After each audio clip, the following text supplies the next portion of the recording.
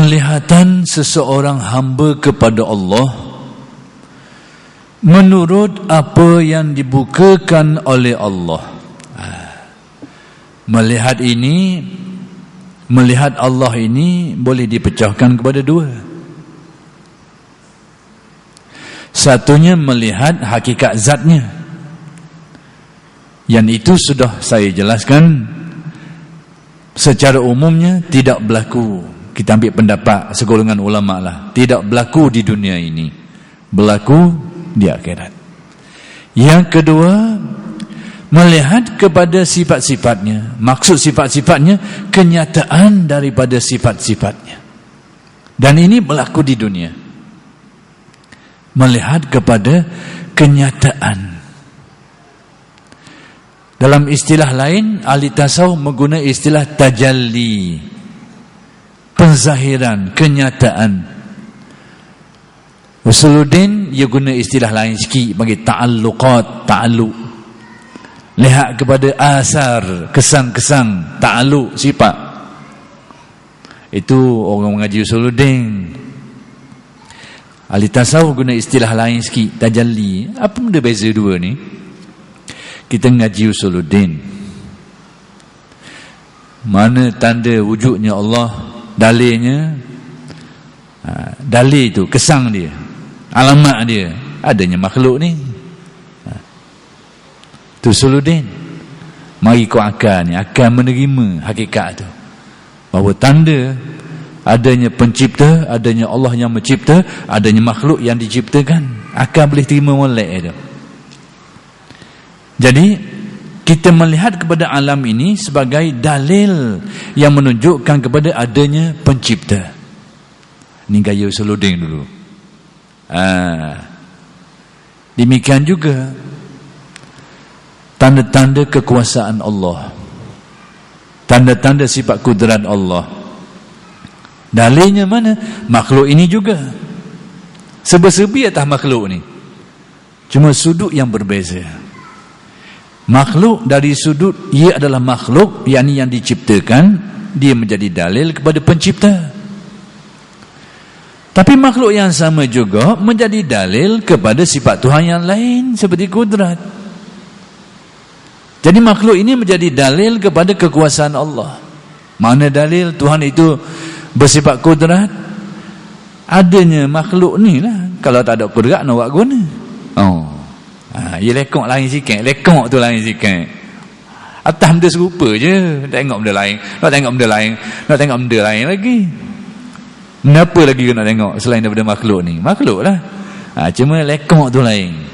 Dari aspek bahawa nak menciptakan sesuatu perlukan kekuasaan, maka di situlah kita menjadikan wujudnya makhluk ini sebagai dalil kepada kekuasaan Allah. Mudah ya. Ini orang panggil dalil, orang panggil dalil inayah. Dalil tak payah mikir panjang sangat. Orang awam, orang tak mengaji, orang tak boleh baca kitab pun boleh terima, mudah. Dan itu memadai untuk orang bertaraf fardu ain. Cukup. Bukan saja fardu ain, kita pun lepas padang benda gini je. Omek-omek itu bukan bahagian kita. Orang nak mengaji, nak mendalami, dia boleh mengaji. Tapi untuk orang ramai, cukup dia faham dengan faham-faham seperti ini.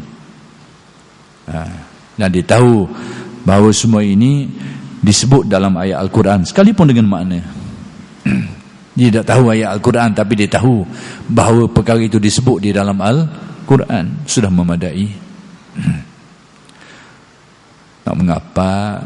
Beradak, rajin ngaji, ngapa? Ingat keluar Allah, keluar ketiga ku tu ingatlah. Lebih dari tu berat nanang selalu. Dah nak lepas kan. Jadi dia tahu, dia mengaji dengan ulama menjelaskan, ada ayat menjelaskan tentang kekuasaan Allah, tentang ilmu Allah. Sekalipun dia tak ingat ayat, tapi dia dengar, dia belajar, dan itu memadai untuk melepaskan dia daripada qada fardu ain tentang keilmuan Allah. Bahawa makhluk ini juga menjadi dalil. Ni tengok kok Usuluddin. Makhluk ini juga menjadi dalil tentang ilmu Allah. Yani adanya makhluk yang begitu indah, yang kejadiannya begitu aneh. Akal kita menetapkan ni kalau dokti ni dah nak buat biasa ni. Kita tengok jang hok pelik, jang hok ceng hok pelik tu. Dengan jarum dak apa nak napok, halus ni gerak warna ni. Kita mikir ni kalau tak ada teknologi ni dah nak buat ni. Kalau main katok tu kursi, dah nak buat jang biasa gini. Main lekung-leka tukul solngang dak nak buat jang. Ya kena ada teknologi hok. Orang bijak, orang cerdik. Nak kabarnya nak buat benda-benda yang ajaib ini, yang pelik ini, memerlukan kepada ilmu. Lalu akal menetapkan makhluk depan kita ni macam-macam pesing. Ikan sebelah lah, ikan dok sebelah lah, ada belaka. Burung macam-macam pesing, dalam laut macam-macam jenis, ajaib. Jadi akal menghukum tukang buat ni kalau tak ada ilmu dia nak buat sekarang. Dan itu sudah cukup untuk mengisbatkan bahawa penciptanya Maha Alim, bersifat mengetahui. Ni gaya Usuluddin yang mikir. Jadi melihat kepada makhluk ini, itu orang panggil asar bahasa Arab, kesang-kesang daripada sifat-sifat Tuhan. Mana Allah Ta'ala itu pencipta, mana kesangnya? Makhluk ni lah kesangnya. Mana kesang daripada kekuasaan Allah? Ada makhluk ni lah. Mana kesang-kesang atau dalil daripada ilmu Allah, keilmuan Allah? Makhluk ni juga. Jadi itu sudut pandangan Usuluddin, melihat kepada asar dalam bahasa Arab. Bahasa kita kesang-kesang, atau bahasa orang ngaji kita sikit panggil ta'alluqat. Ta'alluq dia, ta'alluq sifat kudrat. Ni adanya makhluk ni depan mata kita ni. Ta'alluq sifat ilmu, ni adanya makhluk-makhluk yang diciptakan ini. Sekalipun bahasan ta'alluqat tu luah lagi, tak kita ambil selapih dia dulu. Itu istilah Usuluddin. Tapi bila ngaji kok tasawuf, ia mari istilah lain pula. Hak tulis je. Ia panggil tajalli atau tajalliyat. Bezanya kok mana? Kalau kok Usuluddin, ia masuk kok akal. Kok tasawuf, ia masuk kok hati. Tu je bezanya. Bila benda tu nampak di akal, itu panggil Usuluddin ta'alluqat. Ta'alluq sifat, ta'alluq sifat. Tapi bila benda tu ternampak di hati, terasa di hati, zahir di cermin hati, itu panggil tajalli. Ternyata, terlihat kenyataan kebesaran, keagungan Allah Subhanahu wa taala. Biar nampak. Jadi tasawuf dengan Usuluddin tak lagi jauh. Dia berkait rapat. Jadi nak jelas ni penglihatan seseorang hamba kepada Allah, yakni seseorang hamba tu melihat Allah menurut apa yang dibukakan oleh Allah, yakni terjadi menurut sejauh mana Allah Ta'ala membuka rahsia itu kepadanya.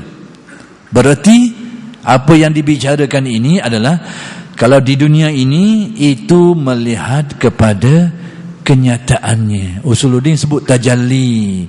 Kalau tasawuf sebut tajalli, Usuluddin orang panggil ta'alluq ataupun asar, kesang-kesang.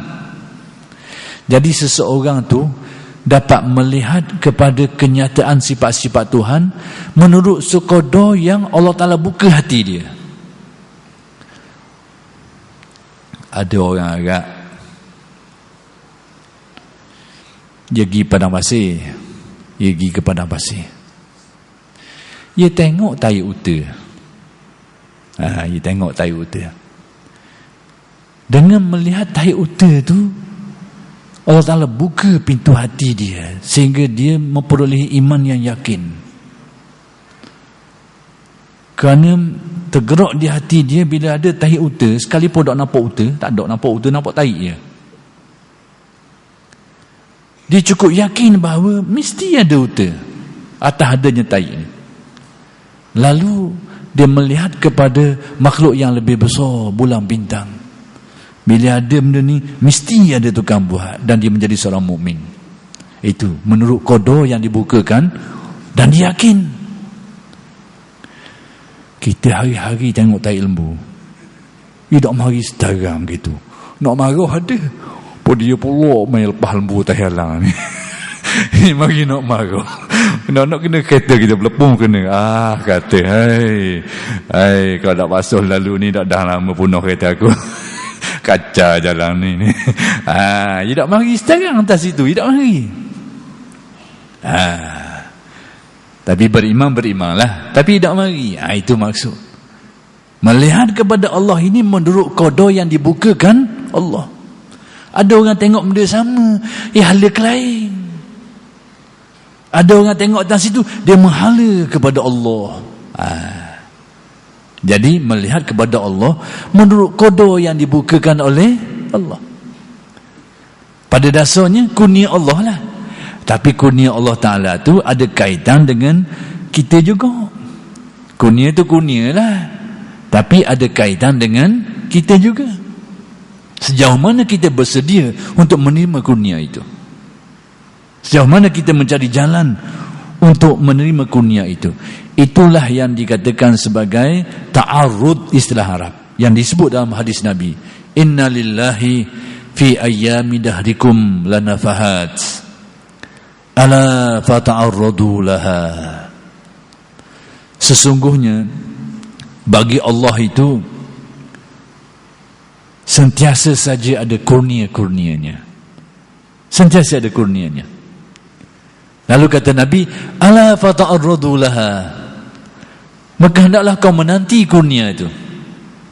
Kau bersedia untuk menerima kurnia itu. Dan ditafsirkan oleh alim ulama termasuklah Al-Ghazali bahawa menanti kurnia itu adalah dengan cara menyucikan hati, membersihkan nafsu, membersihkan batin. Dikala itu hati manusia akan menerima limpah rahmat kurnia Allah Subhanahu wa taala, sehingga iman menjadi teguh, makrifat menjadi mendalam, hakikat tercapai dan sebagainya. Jadi itulah yang nak diberitahu oleh Syekh ni, bahawa penglihatan manusia ni, yakni melihat kepada Allah ni, yakni melihat kepada kenyataannya, bukan hakikat zatnya, kerana yang itu berlaku di akhirat. Bahawa itu adalah menurut sekadar mana yang dibukakan Allah. Ada orang yang Allah Ta'ala buka mata hati dia terang, tengok makhluk terus teringat kepada Allah. Ada orang dibuka spek je, tengok makhluk ya kucalana habis. Jadi barang sekali, tidak mengarah, tidak terhela, tidak tertarik kepada hadrat Allah Subhanahu wa taala. Jadi yang melihat kepada kenyataan alam ini, bila dia dibukakan Allah, bahawa bila dia melihat, penglihatan itu akan membawa kepada makrifat, mengenal. Itu. Yang tidak dibukakan, melihat kepada alam, membawa kepada ghaflah, lupa. Bezanya guna. Bila kita melihat contoh yang mudah, melihat kepada kurniaan rizki, kita diberi rizki oleh Allah, lebih-lebih lagi rizki yang tidak kita sangka-sangka boleh. Orang yang dibukakan mata hatinya melihat bahawa itu kurnia, dan dia memperoleh makrifat bahawa ini pasti kurnia Allah. Padahal kau ikut ikhtiar kau kuasa tak boleh gini, tapi tak suka-sukanya boleh tak sekarang, memang pemberian dia. Lalu akan terbawa kepada syukur, alhamdulillah. Dia mari, itu buah-buah daripada makrifat. Tapi bagi yang ditutup hatinya, tidak mari. Mari setokah. Lama dah kita duk ogeh ni. Boleh padang pun. Banyak dah kita ogeh ni, boleh ni, baru boleh ni. Yang lupa. Hati ghaflah, hati lupa. Lalu apa yang diperolehnya itu disalahgunakan dan macam-macam lagi lah. Ini dia. Itu. Jadi melihat yang dimaksudkan di sini adalah melihat kepada makhluk itu sebagai kenyataan daripada Allah. Dan ini menurut qada sejauh mana Allah Ta'ala membuka hati seseorang itu. Jadi yang mendapat rahmat Allah melihat makhluk itu menjadi cermin. Sebab itu makhluk ni ada cermin. Cermin tempat orang lihat Tuhan dia. Bahaya ayat ni. Payah. Payah kita nak sebut. Cermin orang melihat bahasa mudah kok orang melihat tentang tanda-tanda sifat kesempurnaan Allah. Bahasa Usuluddin hak selamat. Ahli tasawuf guna bahasa pendek. Cermin tempat orang tihak tuang. Ambil mana benda-benda gini? Ada hadis Nabi. Nabi SAW bersabda, Al-mu'min mir'atul mu'min. Benda maksudnya kau ni. Supanya Al-mu'min mir'atul mu'min. Dua utir perkataan mu'min tu. Tengah tu ada perkataan lain sutir. Mir'at. Mir'at maksudnya cermin. Mu'min, cermin bagi mu'min. Warna pulak ni. Mu'min jadi cermin kepada mu'min. Ghalib orang faham hadis ini. Ini ghalib orang faham lah. Itu bukan gaya tasawuf ni, gaya umum dulu ni. Nasihat umum. Al-mu'min mir'atul mu'min. Orang mukmin menjadi cermin kepada orang mukmin yang lain. Ini ramai orang faham. Bila baca hadis ni, ghalibnya kau faham macam tu lah. Orang mukmin menjadi cermin kepada orang mukmin yang lain. Maksudnya macam mana? Kita ni bila tengok seseorang mukmin itu, kita tengok dia soleh, kita sedar kita, Allah, aku ni jauh hanya aku. Jadi orang mukmin itu jadi cermin kita lah tu. Kita sedar, kita tengok, kita nampak kita lalu. Tengok kan Allah banyak ibadah. Kenal lalu kita ni, nampak lalu kita ni. Aku ni berat aku ni. Ataupun tengok sebaliknya, tengok ada seseorang yang mungkin teruk dari segi perlakuan, tingkah laku, tengok buruk akhlak dia, buruk tingkah lakunya, balik tengok kita, Allah, dia ni tengok gitu, aku ni alhamdulillah dah, dapat rahmat, dah jadi gitu.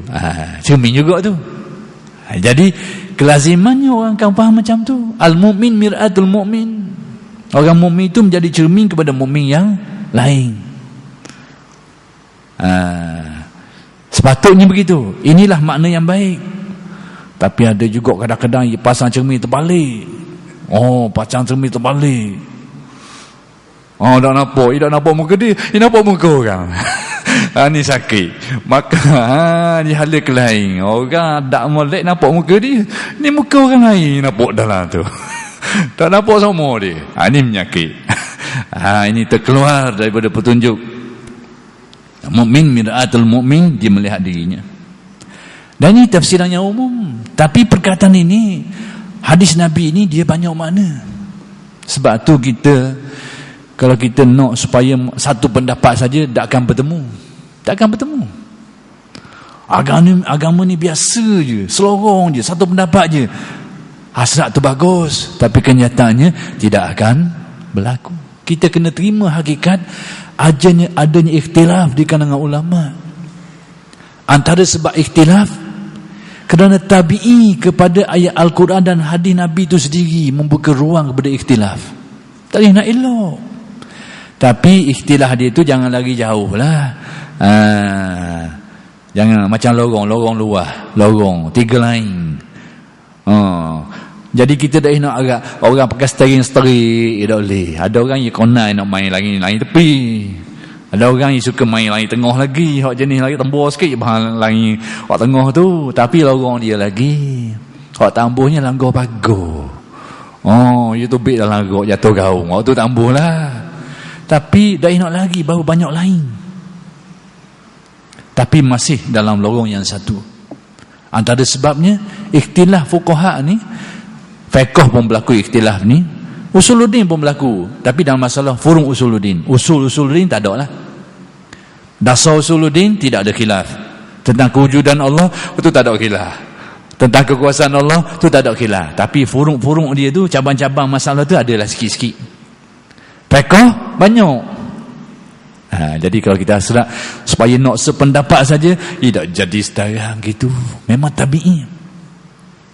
Nabi SAW bersabda, utitu jawami'al kalim, kata Nabi, aku telah dikurniakan Allah. Antara keistimewaan yang diberikan Allah kepada Nabi Muhammad SAW adalah jawami'al kalim.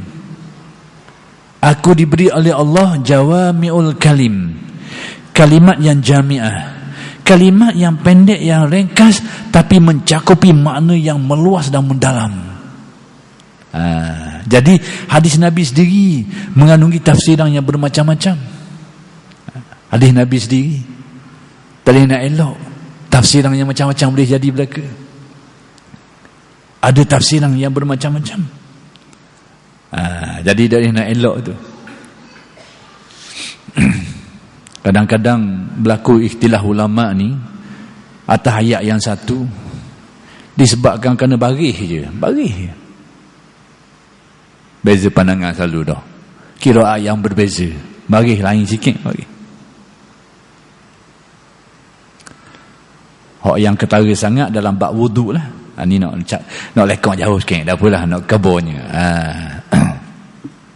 Nak beritahu bahawa nak kait, saya nak jelaskan hadis tadi, al-mu'min mir'atul mu'min. Saya bimbang takut orang kata mereka pula dah. Kita nak khabar dulu, nunggu dia ni, biar faham, nunggu dulu. Biar tahu nunggu ni, ambil mana nunggu ni. Nak jelas hadis, peringat mula, takut ia lagi dah ingat nak khabar hadis ni. Takut ia hanyut tak lain pula lagi. Tapi tak apa, ni tak boleh main sekarang ni, kena khabar apa, kena cerita molek lain. Tak cerita ya tolak mentah-mentah je lain. Bila kita baca ayat Al-Quran mengenai wudu, famsahu biru'usikum wa arjulikum, ada yang baca wa arjulakum.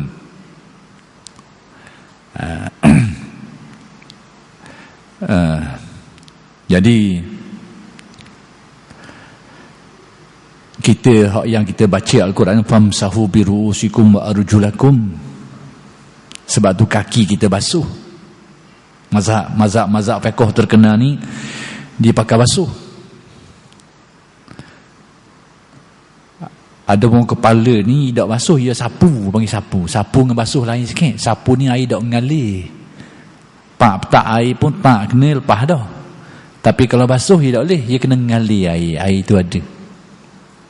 Bab kepala ni bila sebut famsahu biru'usikum, sapulah kepala kamu. Tapi lepas tu wa arjulakum, kita pegang banyak mazhab pegang begitu. Dan kaki kamu tu, dan kaki ni guna sapu ke basuh. Jadi orang yang baca wa arjulakum tu, dia akan basuh, sebab dia kembali kepada perintah sebelum tu dulu. Iza qumtum ila salati faghsilu, basuhlah muka. Jadi basuh muka termasuk yang kena basuh kaki tadi tu. Itu mazhab kita pakai hari ni, bab fiqh. Jadi kaki kita basuh sebagaimana kita basuh muka. Tapi dalam setengah mazhab, termasuklah mazhab Syiah, biarlah sebut jugalah Syiah, berdaga lah kawan-kawan pun, tapi nak kebun atau yang berpandangan seperti itu mazhab Syiah, dia baca wa arjulikum, dia baca bagi bawah, bagi tukar bagi je. Tak erti tak apalah, dengar je dulu. Warna pula bagi atas bawah ni, kepala wa arjulikum. Sebab tu dalam mazhab, setengah mazhab termasuklah Syiah tu utamanya, kaki tu dia tak basuh, dia sapu je. Kerana dia rekeh sekali dengan kepala. Kepala sapu, kaki pun sapu juga. Jadi air petak-petak itu pun tak apa dah. Beza pandangan. Tukar baris je, atas dengan bawah je. Nak kabarnya, waktu perkataan lain-lain lagi. Balik kepada asal balik. Bila hadis Nabi menjelaskan al-mu'min mir'atul mu'min. Tadi dijelaskan mukmin pertama orang mukmin. Mukmin kedua orang mukmin juga. Jadi kalau dua-dua tu orang mukmin, maknanya apa? Orang mukmin adalah cermin bagi orang mukmin yang lain, seperti yang saya jelaskan tadi.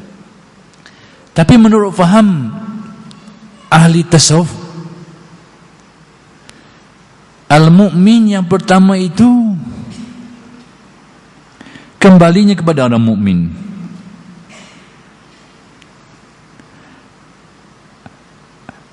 Adapun mukmin yang kedua itu kembalinya kepada Allah. Gimana pula jadi?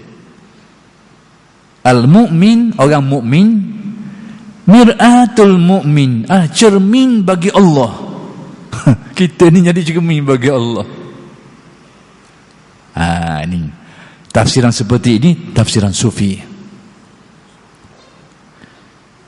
Kenapa al-mu'min yang kedua itu dikatakan Allah? Kita menghafal al-asma' al-husna, antaranya al-mu'min, al-mu'minul muhaimin. Mu'min itu juga nama bagi Allah. Dan tidak salah.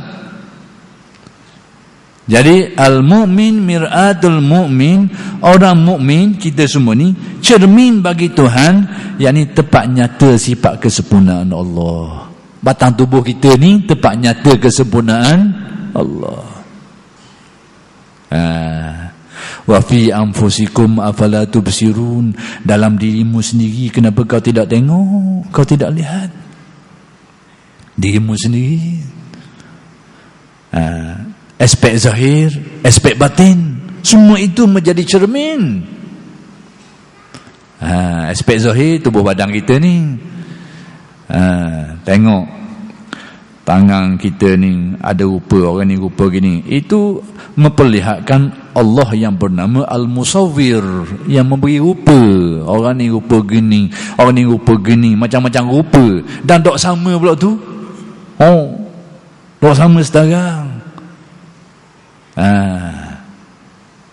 Sebab tu orang ambil cap jari ni, memang orang tahu dok sama. Cuba kira berapa juta jumlah manusia ni, banyak mana. Dok sama sekarang ni, dok sama sekarang ni. Padahal bukan besar ni. Kalau besar dok sama, padang pun sebab besar, banyak pinang. Ni kecil besar ni dok sama sekarang. Guna cerita tu. Beza kat mana tu? Ni gini. Dalam kebaran kalian yang kecil ni, jari kebaran kalian. Kalau kebaran kalian sebuah negeri dok sama, tak apalah, benda luar. Ni kecil ni. Al-Musawwir, yang memberi rupa kepada manusia. Tengok lagi kita ni, banyak lagi aspek-aspek lain. Darah kita ni mengalir balik ke jantung semula. Ya tupus itu al-jami', yang mengumpulkan. Kupus itu tidak tubik kau ujung jari ni, nampak tu ngecik tubik kau jari ni pula, kau ni kau tubik kau atas kepala. Ya dok balik situ semula. Bermacam-macam rahsia Tuhan atas tubuh kita ni. Jadi al-mu'min mir'atul mu'min, boleh juga, dan boleh diterbalikkan. Ni payah sikit. Al-mu'min tu Allah. Payah, bahaya sikit nak sebut ni. Al-mu'min tu kembalinya kepada Allah. Mir'atul mu'min, cermin bagi orang mukmin. Guna pula, ni kena tutup buku dulu, biar dulu, lain kali ni. Giyak tu tadi boleh faham. Mudah dulu. Ni tutup dulu. Ni pada tidur. Balik. Jadi nak beritahu bahawa hakikatnya bahawa manusia ini melihat Tuhan, yakni melihat kenyataannya, melihat dalilnya, melihat pernyataannya, penzahirannya adalah menurut qada yang dibukakan oleh Allah, dan tidak sama. Jadi pedoman kitanya apa? Pedoman kitanya iaitu sucikan hatimu. Maka sekadar itulah ada kaitan dengan kurnia Allah. Macam kita tunggu hujan jugalah. Kalau nak air banyak sikit, carilah payang hok mulut luah sikit. Jangan cari payang hok mulut besar tu. Taki besar, mulut besar tu. Mulut sepik. Beli payang hok mulut luah tu. Biar topok kecil apa lah, mulut tu biar luah. Demikianlah kita untuk menerima hidayat Allah. Bukakan pintu hati, buang hijab-hijabnya. Hatimu pasti melihat keimanan yang mendalam. Siapa dah setara dah isyarat. Tak apalah. Jadi demikianlah yang dapat kita simpulkan bahawa melihat yang dimaksudkan di situ adalah melihat kenyataan Tuhan. Dan tidak ada beza dari usuluddin dan juga tasawuf. Istilah je berbeza. Cuma tasawuf ni dia halus sampai ke dalam rasa. Usuluddin ni mari jeliga kau faham, mari terima, tasdik, membenarkan. Tasawuf mari jeliga rasa. Asyik. Itu tasawuf, beza kat tu je. Tapi dua-dua tu atas landasan yang lurus, melihat kepada kenyataan Allah, dan itu ada tidak sama antara seseorang dengan seseorang yang lain.